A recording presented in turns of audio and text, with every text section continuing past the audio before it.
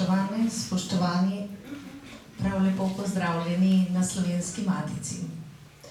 Na večeru, ki ga poklanjamo spominu žrtvam komunističnega nasilja.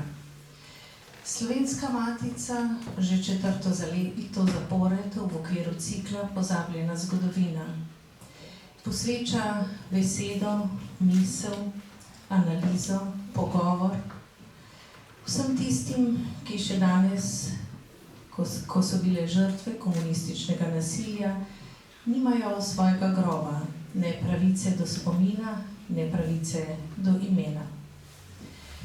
Vemo, da je Vlada Republike Slovenije v času predsednika vlade Janeza Janše leta 2022 17. maj razglasila za nacionalni dan spomina na žrtve komunističnega nasilja.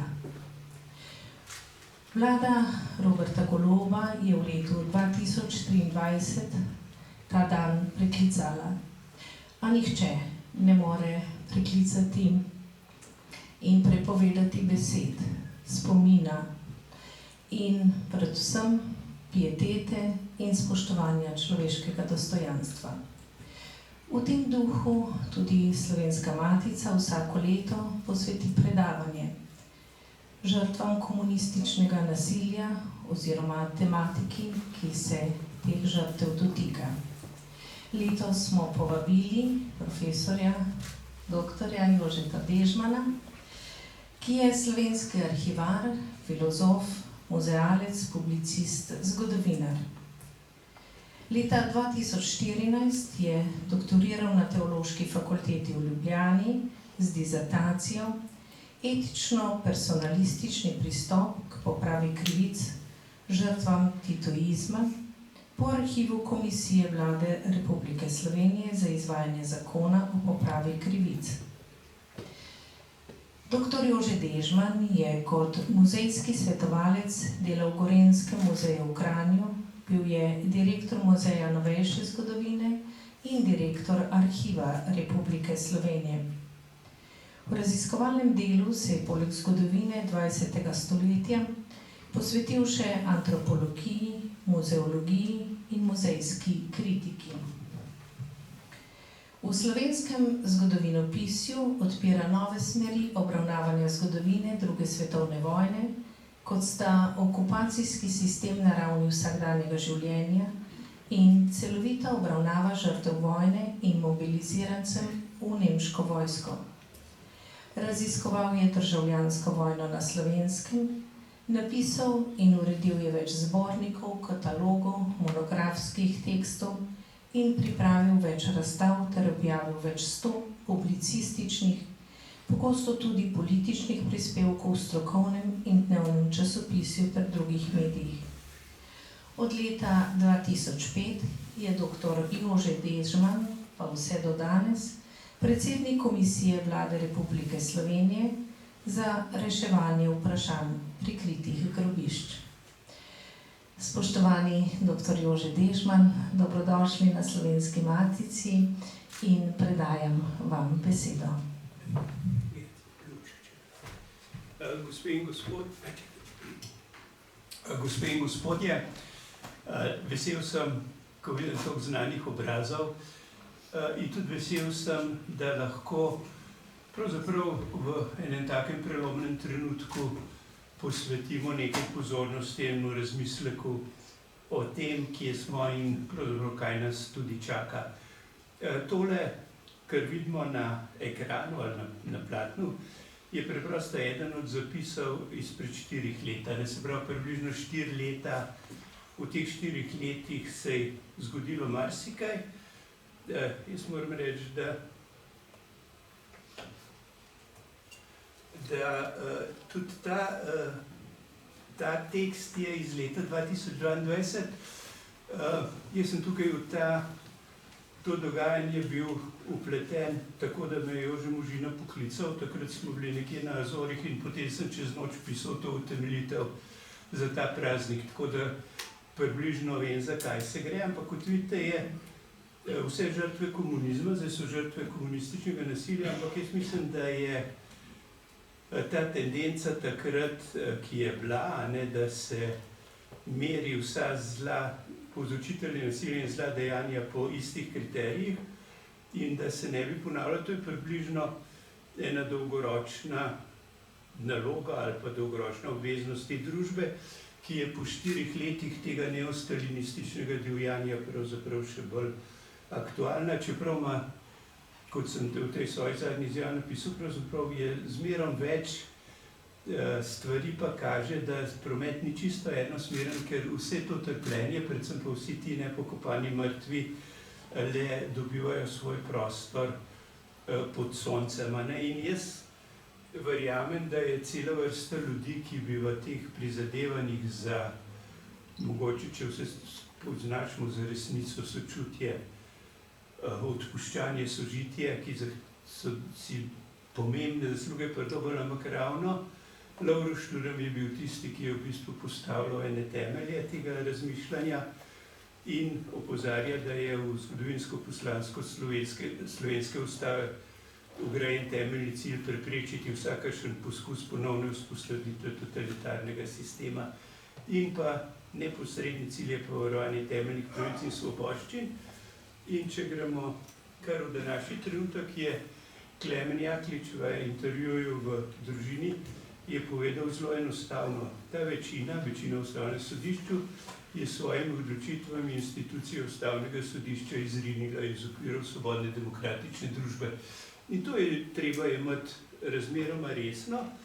Kot je že Ignacija povedala, je bil ta sklep vlade sprejet 12. maja, potem 16. maja 23, se pravi v času, ko je potekala prva prireditev, malo resnejša, je vlada na korespondenčni seji sprejela ukinitev in vsi se verjetno spomnite enega stavka groznega, zdaj že na srečo propadlega politika, ki je rekel, da se ljudje že zbirajo, da je to največji greh. Radovan Korošec je v vlogi na Ustavno sodišče zahteval ustavnost 6. člena zakona o vladi in razglasitev ukinitve dneva spomina za neustavno. Jaz moram reči, da je gospod Korošec je doma iz Hajdine, ni kakšen pravni ekspert, ampak je napisal utemeljitev, ki seveda pije vodo, je, bi rekel človek, bulletproof, in je samo omenil Mateja Avbla iz 2009 citiral, ki je rekel, da bi kljub samo Nemčija za nas bi mogla biti vzorna, ker ozavešča svojih državljane in tudi hoče tudi njihovo efektivno socializacijo stran od totalitarnih režimov. Takih pedagoškega sistema pri nas nimamo. Gospod Korošec je leta 1979 zavrnil poziv za vstop v Zvezo komunistov in se v partiji negativno izrazil in so ga zasliševali, odpustili službe. Paradoks je, da je Koroščeva družina aktivno sodelovala v partizanskem gibanju, utrpela škodo, smrt enega od članov, ampak po vojni so stare starše obsodili, zaplenili premoženje. Tisto žago, ki je ostala, so leta 1959 zaprli za nekaj čudnih razlogov in tudi prepovedala delo. In tudi Komisija Vlade Republike Slovenije Korošcu starejšemu priznala status političnega zapornika. Skratka, Ustavno sodišče je vse to zavrglo, ampak dve ločeni mnenji sta pa po moje zlata vredni in kažeta na to, da je bila ta odločitev Ustavnega sodišča preprosto nespodobna, neumna in tudi preprosto grozljiva. Se pravi, Rajko Knez samo en utrink, da je ustavna občutljivost za zgodovinsko in institucionalno prizadetost mora ostati odprta tudi za druge skupine žrtev. V tem pogledu javni spomin ne sme biti selektiven. Se pravi, to bagateliziranje Ustavnega sodišča, ki je na en stran se norca delalo, da ta akt nima nobenih posledic in ni priznalo gospodu Korošcu pravice upravičenega vlagatelja, je zavrglo zadeve, to je dejansko škandal. Rok Svetič je še bolj zanimiv, še bolj natančen, tukaj ni samo nekaj citatov, se pravi izničenje človeka na drugo potenco, umora, utišanje, pozabljanje spomina. Potem je, ko govorijo o samem velikem umoru, bratomoru, da so ta dejanja bila etično in pravno smislu zavržena, ampak tudi v vojaškem smislu popolno odveč, so absolutno nepotreben tujk, neodgovorno vsiljen v zgodovino slovenskega naroda. Ta temna senca je del naše identitete, tako bi bilo tudi, če danes ne bi stal niti en spomenik posvečen ljudem, ki so ta dejanja ukazali in izvajali. In potem seveda, kljub vsemu ta nedoslednost, tukaj bi ob primeru Rupnik seveda lahko dali tudi kočevski proces, se pravi, rešuje se v bistvu pravne zločine iz nekega časa, ki to preprosto se ne bi smeli dogajati, in pa nedvomno je Ustavno sodišče ni zmoglo razmišljati o temelju, na katerem temelji demokratična kultura spominjanja. Se pravi, brezpogojna inkluzivnost vsakega člana skupnosti v njegovem dostojanstvu. To so stvari,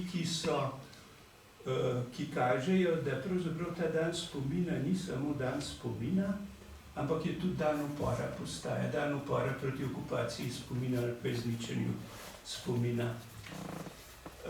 In Svetlič pravi, da je dejansko ta napetost ali pa ta norost, ker s to nedoslednostjo ne prinaša pravnega miru in bo neizogibno sprožila interpretacije, in da preprosto, da zločini v imenu dobrega, kot je prav kot Žižek, še vedno nam je prepovedano ne ubijati. Se pravi, ko umor, zločin postaja še kar tisti temelj, zaveden ali nezaveden, v okviru katerega cela množica slovenske politike in tudi drugih ljudi poskuša uveljavljati ta rasistično diferenco, svojo večvrednost v imenu zločina. In pa spet se vračamo kljub vsemu k tem temeljnim papirjem, tudi izjava SZUS 2021, kjer pač ne obsojajo na upora, ampak revolucionarno nasilje. Zdaj, če hočemo se pravzaprav naučiti na novo govoriti, je en pojem, ki ga bomo mogli v Ljudski in socialistični republiki Slovenije obvladati, je, da morilka in lažnivka ni država. In to lahko utemeljimo zelo enostavno v tem novem predlogu zakona, ki je ravno v obravnavi, je predvidena tudi izdaja mrliških listov, ampak veste, tukaj je en manjši problem. Se pravi, Inštitut za novejšo zgodovino je od leta 2006 do 2012 pregledoval matične dokumente, ki so ostali za rankima Ljudsko in socialistično republiko Slovenijo. In v teh matičnih dokumentih so najdeli približno 63-64 tisoč popisanih od 100 tisoč, se pravi 35 tisoč, več kot tretjina ljudi, ki so ta hip, ki veljajo za žrtve vojne, revolucije, upora in tako naprej, državljanske vojne, ni vpisanih v bazičnih matičnih dokumentih. In zato pravim, država, ki je na ta način poskušala skriti svoje zločine in ki je na ta način lagala, preprosto ni uredila demografskih evidenc. Osnovna lastnost države je pa, da obvlada svojo populacijo, ozemlje in populacijo. To preprosto, mi imamo opravka, zato pravim, ta pojem morilka, lažnivka, ni država, je temeljni pojem. Naslednji pojem, ki se ga bomo zdaj počasi, jaz o tem že dolga leta pišem, je pojem, ki se mu reče komunistični ateistični pokop. To je bila ena kultura, ki so jo tudi naši akademiki, sociologi zagovarjali, Ampak poglejte, da smo zelo nazorni. Se pravi, Cvibelj nad Žužemberkom naj bi bilo največje slovensko partizansko grobišče. Na teh ploščah ob spomeniku je 1150 imen žrtev, hoteli so pa še 950 imen pripisati. Ampak poglejte, ta hip ni, mislim, da niti Bog ne ve, kdo je na Cviblu pokopan. 1200 žrtev piše v registru vojnih grobišč, je bilo 510 znanih in 690 neznanih. Ampak v registru vojnih grobišč je res seznam 508, ampak je nekaj 10 podvojenih, več 10 je tujcev, več kot 70 jih ne najdemo v popisu inštituta. Pri polovici pokopanih na Cviblu se podatki o lokaciji groba v registru in popisu Inštituta za novejšo zgodovino razlikuje. Ampak hudič je pa to, ko so zdaj obnavljali kostencovanje in ni več kot 300 skeletov. A veste, in smo spet pri temu, kaj je to, eno je, kaj je to kolektivizem, kjer oseba ni važna, človek ni, posameznik ni važen, smrt, ta kolektivna smrt, ta je rasistično selektivna smrt, naši, ki v Sloveniji naj bi bilo to blizu 50 000 mrtvih, krepko več kot 40 000 mrtvih pa ni bilo naših, a ne? Skratka, ta kolektivizem sploh posameznik ni pomemben. Seveda ravno tako je na Svetem Urhu. Veste, na Svetem Urhu piše 123 neznanih in en znan. Ni enega podatka, kdo bi bil na Svetem Urhu pokopan. Nič boljš ni v Dražgošah, na Žalah, kamorkoli po Sloveniji pogledaš, imaš opravka z smrtjo kot propagandno deklo režima in nič drugega. Izgubljen je subjekt in če smo že na tem, so dejansko tudi ti režimski ali pa čaščeni mrtvi so v bistvu žrtve režima, ker sploh niso pomembni. In poglejte, kaj to pomeni, končno, če smo spet pri teh sankcijah, znanosti, vedenju. V popisu Inštituta za novejšo zgodovino več kot 27 000 mrtvih nima opisanega kraja smrti, več kot 63 000 mrtvih pa nima opisanega kraja pokopa. Se pravi, to je totalitarna nevednost o tistem temeljnem dejanju, ki ga človek praviloma izvaja do svojih mrtvih, da jih pokoplje. Na partizanski strani je od teh blizu 50 000, pa recimo, da jih je več kot 30-40 000 skoraj padlo v Sloveniji ali pa umrlo v Sloveniji, je samo 20 000 jih v registru vojnih grobišč. Ostalo so v družinskih grobovih, družinske grobove, ki so praviloma katoliški, so pa leta 2003 črtali iz državnih registrov. A veste, mi se moramo zavedati, da je to so resne stvari, kakšen je naš odnos do smrti. Seveda, če hočemo imeti skupno slovensko zgodbo, se moramo vsaj približno zavedati vsakega posameznika in o njem kaj vedeti. Tukaj se moramo pač s tem soočati. In zdaj naslednja stvar je, seveda, ki je spet tukaj aktualna, pogreb v Ljubljani. Se pravi, komisija ponavlja ta sklep o Žalah. In tudi jaz moram reči, da je kljub vsemu se iskalo lokacijo tam okrog Žal in se da o tem pogovarjati. Ampak vidite, da je kolega Milan Sagadin, on je arheolog, visoko kvalificiran človek za dediščino, ampak je napisal, da Ljubljana preprosto ne opravlja državotvorne oziroma združevalne funkcije prestolnice, saj je pripravljena organizirati velike skupine prebivalstva. Očitno ne pristaja na osnovni etični postulat, splošno mednarodno sprejeto pravico do groba. Jaz moram reči, da tukaj nimamo drugega kaj, kot da temu ne samo primitivnemu človeku, ampak dejansko, jaz tem pravim, novi stalinizem, županu mesta Ljubljana ponavljamo, da laže, da je primitivc in vse, kar spada zraven. Veste, kar spomnimo se njegovih najbolj brutalnih izjav v Ljubljani, ne bo domobranskih spomenikov. Kaj je večji domobranski spomenik kot koncentracijsko taborišče v zavodu svetega Stanislava, ki je najhujše uničevalno koncentracijsko taborišče za Slovence v vseh 3 totalitarnih režimih? Kaj je pokopališče domobransko na Orlovem vrhu drugega kot domobranski spomenik? Kaj so farne plošče na Žalah s skoraj 1200 imeni in Erlichovim in Natlačenovim kipom drugega kot domobranski spomenik? Naslednja bebavost je seveda, da je to za Ljubljančane, ampak v teh 1500 imenih, ki predvidoma naj bi bili pobiti v Brezno pod v jami pod Macesnovo Gorico, bi je vsaj nekaj 100 Ljubljančanov. To je sploh nekaj.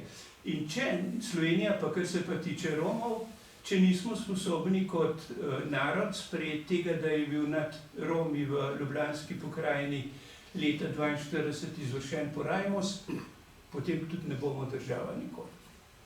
Tako enostavno to je. Zdaj bom pa tisto, kar je Rok Svetlič opozoril preko, oziroma gospod Korošac, poglejte, Ram Zavar je bil taboriščni zdravnik na Lubelju, v bistvu je bil en težek zločin že prej vpleten in v holokaust in v te taboriščne zločine tudi drugod, ampak on je bil obsojen na smrt, amnestiran leta 1954 in do smrti je v Celovcu vztrajno zanikal svojo krivdo, ravno kar je prevedena v slovenščino v izdaji Tržiškega muzeja imenitna knjiga, kjer ga kot zločinca razkrije do obisti. Ker sem ravno nekaj pisal v Tržiču, bom dal tukaj zraven usodo August Ščufar Ferdo. On je kot en komandant na bataljonski ravni je nedvomno mučil, tudi brutalno z žarečim železom in tako naprej, umoril nekaj ljudi. Po vojni je v 3. poskusu, je 28. septembra 1951 je končno uspel skočiti skozi eno okno in si zlomiti tilnika. Ampak kako se krije taka smrt? Tako da so ga pokopali na tržiškem partizanskem pokopališču. Ampak to so usode, ki so zelo vzporedne in se o njih treba pogovarjati. In tretje je pa, z nami je tudi Zvonka Zupanič-Slavc, ki je napisala zdaj eno imenitno refleksijo ob filmu Naša luč, naša kri, se pravi, in je seveda se vprašala o odgovornosti pravzaprav zdravnika v takih ekstremnih položajih. Opozoril sem jo, da Ivan Križnar, na primer, piše po partizanskih poročilih, da je na Gorenjskem ob koncu vojne 4000 nemških ranjencev, o katerih se lahko pogovarjamo, da v skoraj vsakem grobišču, ali je to Huda jama ali Macesnova Gorica, zlasti pa Konfin 1, Tezanski jar, povsod so tudi proteze, amputacije, rane, zaceljene in nezaceljene in tako naprej. In tukaj je seveda vprašanje za slovensko medicino temeljno. Igor Tavčar je kot delegat Ministrstva za zdravstvo poslal iz bolnic ranjence, bolnike, invalide, ki so bili umorjeni v Brezno, Konfin 1. In tukaj nimamo drugega, kot da se vprašamo, kako je možno, da še obstajajo Tavčarjevi dnevi. Tako enostavno to je. Ampak to se pravi, to so vse stvari, kjer se počasi senzibilnost zbuja in se, jaz mislim, da se kar lepo premikajo stvari.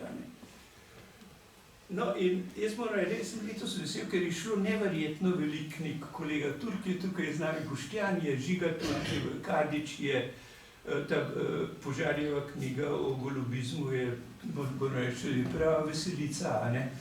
Ampak to se pravi, se razmišlja. Alenka Puharjeva, jaz moram reči, da jaz jo moram tudi tukaj prijaviti neusmiljeno, me noče poslušati, da bi izdali njena izbrana dela. To je odporno, je kot hudič. Ampak bi bilo to zelo prav, da bi se to zgodilo. Ampak, veste, Edvard Kalič je, pogledajte, to je maj 2023 in je to obstoječo oblast obtožil ukinitev muzeja osamosvojitve, ukinitev spomina slavnost obeležila, moram reči, da ta ustanovni kongres, to je neumnost, pač en sestanek manjši na Čebinah in začela razpravo o vrnitvi Josipa Broza Tita na Brdo pri Kranju. Tukaj je gospod Miro Pačnik, ki je, jaz moram reči, nisem razumel, kako je odžagal tisto glavo v Velenju, ampak to moram reči, to je tehnična mojstrovina, to bo šlo že zaradi tega bo ta joke šel v zgodovino, zaradi te iznajdljivosti, ampak tam je bilo v enem dnevu vse popravljeno. Vi se pa spomnite, da smo mi odpeljali z Brda to Titovo dvorno zbirko v Pivko in takrat je naša ministrica, ki se zna tudi kaj razburiti, nekako presegla, da bodo do novega leta nazaj.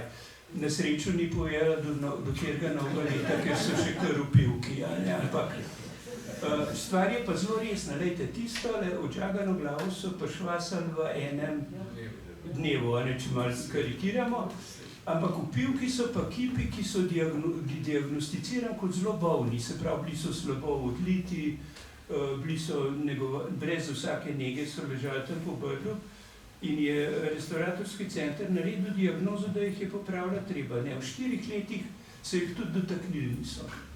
Ker ta skrb za to ni, ampak zdaj, če vzamemo, da je bilo pa za Muzej slovenske osamosvojitve predvidenih kakšen 8 milijonov in da bodo zdaj so že pokurali v Epic Center 7 milijonov in še 10 milijonov bodo v boj z naravo v bolnici Franji, ampak ti ne moš Tita ukrotiti, tudi če še take ograje narediš, bo pač Triglav dol lezel v dolino.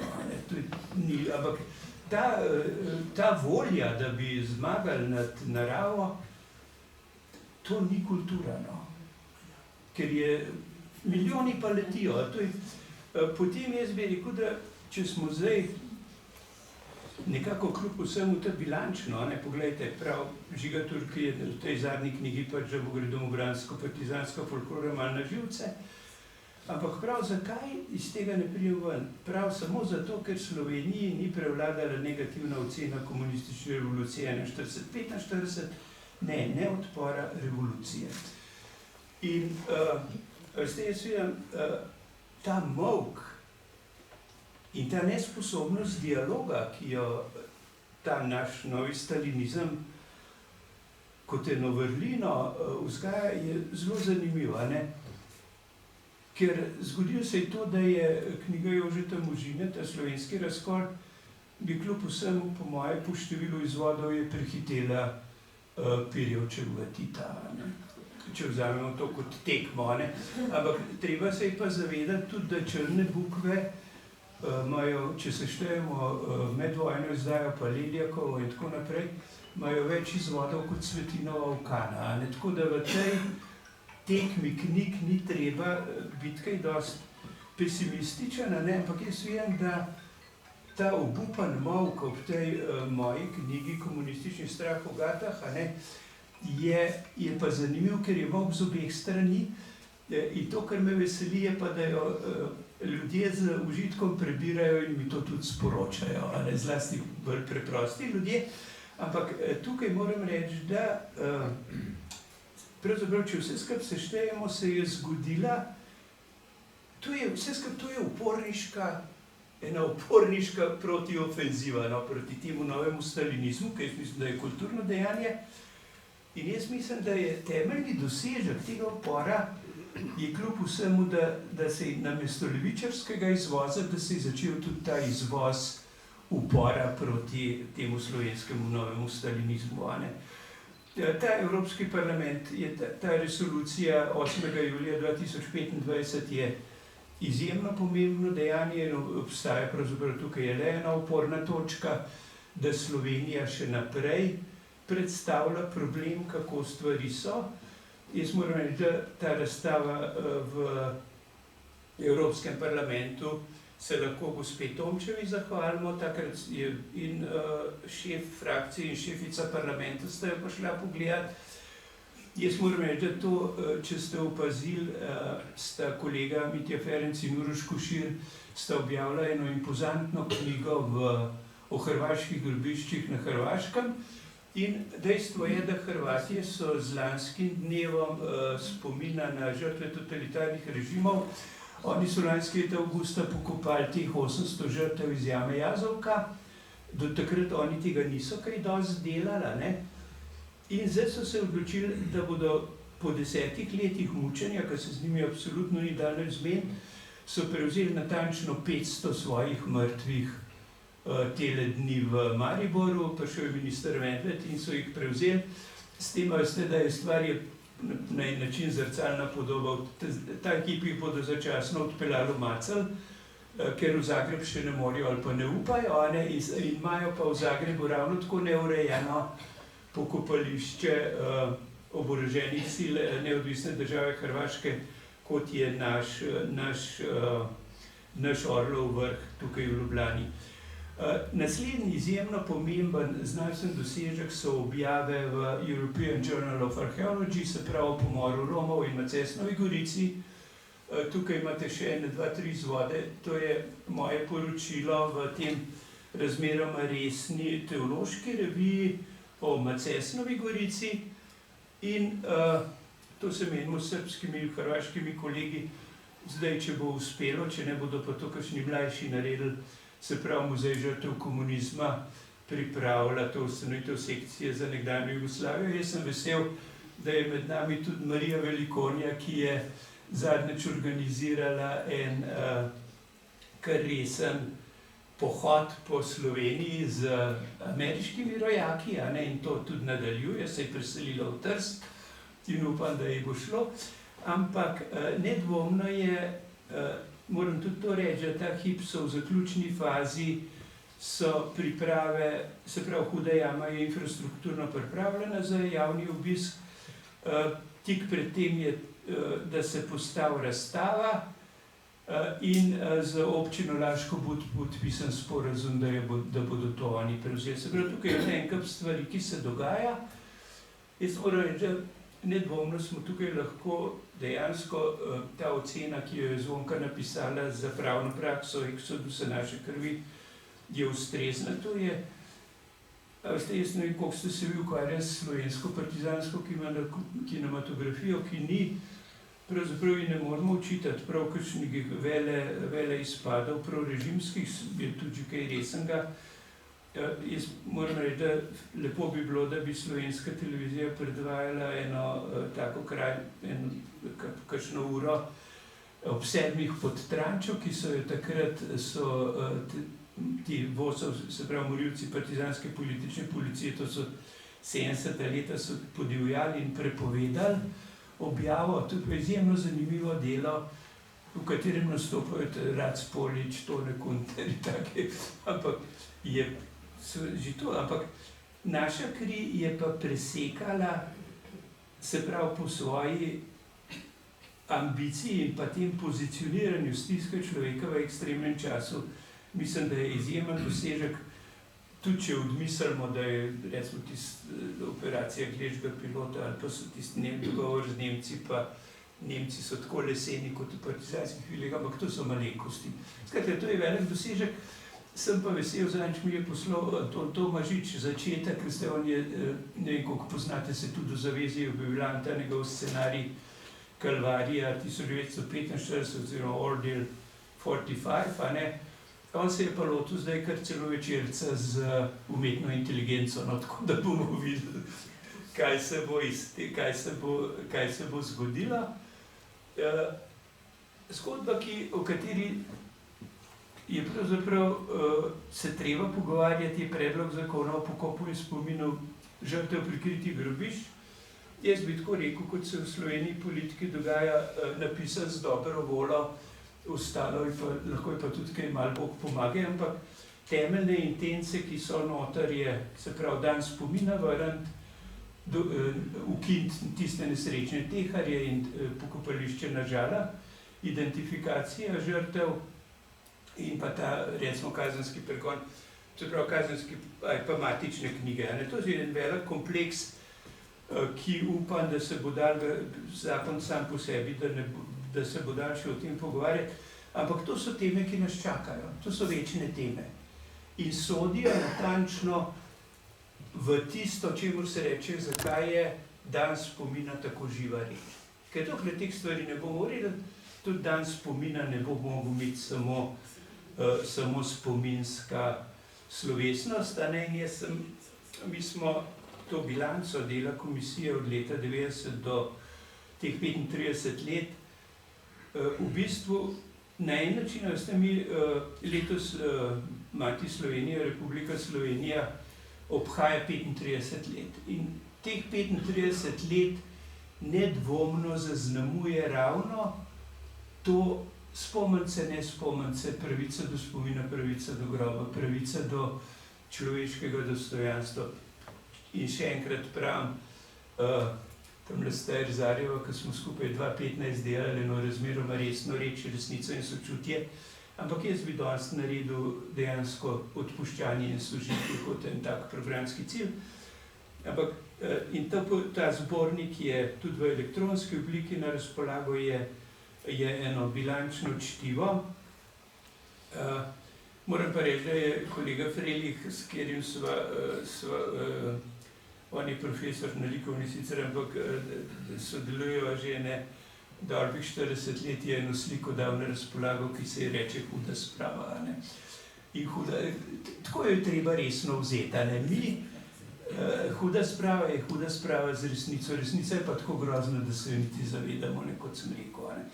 Ampak jaz mislim, da je ta vzdušje v Sloveniji, ki je kljub vsemu nagnjeno k temu, da je možno govoriti, da je. Skratka, jaz bi rekel, da je Republika Slovenija tukaj učno uro naredila in da je uspešna. Jaz lahko neposredno utemeljim to uspešnost s primerjavo s Španijo, ne zaostajamo, moram reči, ne po tranzicijski pravičnosti, ne po grobiščih, pa sploh ne. Mi smo svetilnik za nekdanjo Jugoslavijo in bom za anekdoto povedal, ko sem predaval v Budimpešti in predstavil to naše delo, pred mano je pa en Poljak predaval, oni imajo nekako 40 zaposlenih, pa so me biti 2000 odkopali, ko sem jaz to maso, ki jo imamo tukaj, se pravi nikjer tako hudo, nikjer toliko, ampak da nikjer ni toliko narejenega, pa kaže to, da je ta Poljak je prišel k meni pa je rekel, jo, prostite, jaz nisem vedel, da ste že toliko naredili. Se pravi, to je pa druga plat tega. Jaz upam, da ti slovenski dosežki, veste, bom še eno drugo anekdoto povedal, ko so bila 2008, sva s kriminalistom Jamnikom predavala na konferenci tožilcev v Hagu, takrat je bil čas, ko se je Saddam Hussein šival, pa tema je bila predvsem pa balkanske vojne, ampak ko sem jaz tisti predstavil, je k meni prišel ravno ta človek, ki je bil zadolžen za Saddama Husseina in rekel, I like you, okay, se pravi, všeč mi je vaš primer, niste nacionalisti. Jaz mislim, če bomo zdravo pamet tukaj obdržali, se držali resnice, iskali to spoštljivo spominjanje, kot ga te prireditve, ki nas tudi danes čaka, da bodo take ostale, potem se ne bojim, da Slovenija ne bi ostala pri zdravi pameti. Ni pa to samo po sebi umevno. Hvala vam in upam, da bomo tudi v naslednjem letu lahko povedali veliko novega.